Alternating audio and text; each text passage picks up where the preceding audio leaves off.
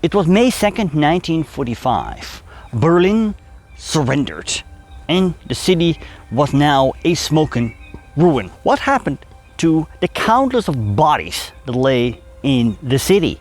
Bodies of Soviet soldiers, German soldiers, as well as German civilians, and now on a German cemetery here in Berlin. What happened to the bodies of the victors and the vanquished?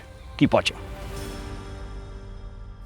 On April 16, 1945, the final battle for Berlin erupted as the Soviet war machine unleashed its full might on the German capital. The city was surrounded from all sides. There was no escape. To the north, Marshal Rokossovsky's forces closed in. From the east came Zhukov's massive armies, while Konev's troops pushed up from the south, sealing Berlin's fate. But this was no quick victory. The Germans fought desperately at the Zilo Heights, turning the battlefield into a slaughterhouse. For days the fighting raged, costing tens of thousands of lives before Soviet forces finally broke through. By April 21st, the Red Army stormed into Berlin itself. What followed was brutal close quarters combat, street by street, house by house, room by room. The German defenders, SS units, militia and exhausted regular soldiers, around 90,000 in total, stood no real chance against nearly 1 million Soviet troops bearing down on them. By the end of April, the city was collapsing. Key government buildings fell one after another. On April 29th, the Ministry of Interior was overrun. A day later, the Gestapo headquarters was captured. Then came the final symbol, the Reichstag. In one of the last and most iconic clashes of the battle, Soviet soldiers fought their way to its roof and raised the red flag above the ruins, a signal to the world that Berlin had fallen. That same day, April 30th, Adolf Hitler ended his own life in his bunker beneath the city. 2 days later, on May 2nd, it was over. The last remaining German forces, around 10,000 men under General Helmut Weidling, laid down their arms. Berlin was silent. The capital of the Third Reich had fallen. The human cost was enormous.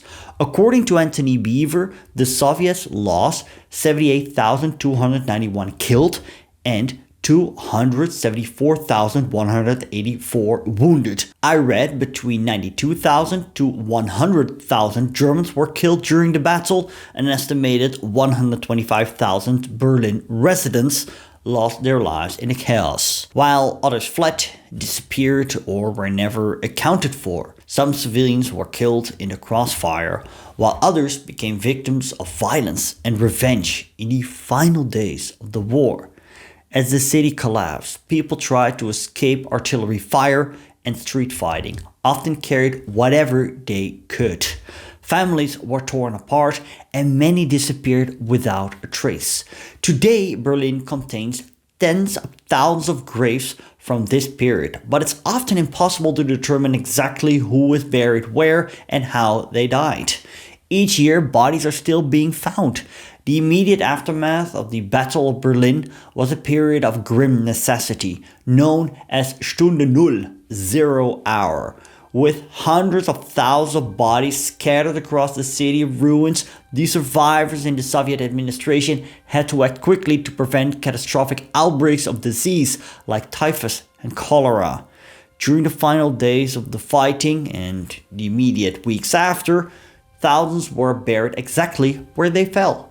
Places like the Tiergarten and local town squares became makeshift cemeteries. Many soldiers and civilians were simply rolled into existing craters and covered with dirt to clear the streets for Soviet tank movement and supply lines. Because so many German men were dead or in POW camps, the task of clearing the city largely fell to women. While their primary job was clearing the 400 million cubic meters of rubble, they were also the ones who discovered bodies buried under collapsed buildings. These remains were often collected and moved to centralized collection points or mass graves as the city was systematically cleared. The Soviet Union prioritized the recovery of their own soldiers to create massive ideological victory memorials.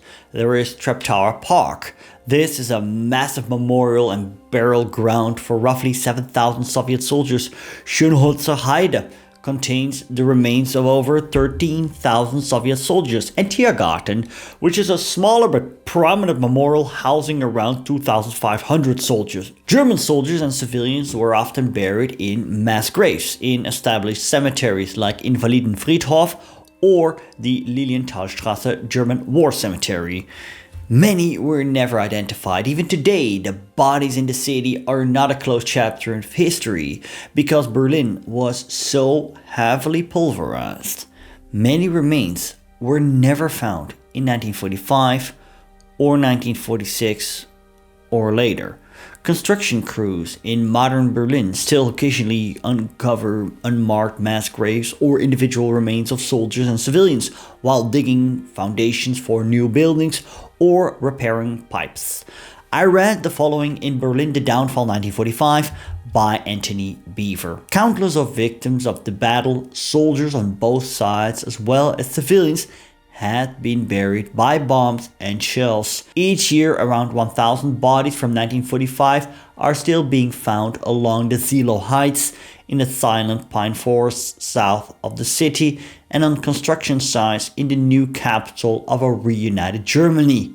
The senseless slaughter, which resulted from Hitler's outrageous vanity, utterly bellies spares regret that history should emphasize terminal events. The incompetence, the frenzied refusal to accept reality, and the inhumanity of the Nazi regime were revealed all too clearly in its passing. There were thousands of German soldiers who died in the last weeks of World War II, not due to war violence, but by the hands of the Nazi police, who actively hunted down deserters. It is a sad story of those who were done with the war and done with the Third Reich, but the Third Reich wasn't done with them. Click here to watch this video next, and as always, thanks for watching.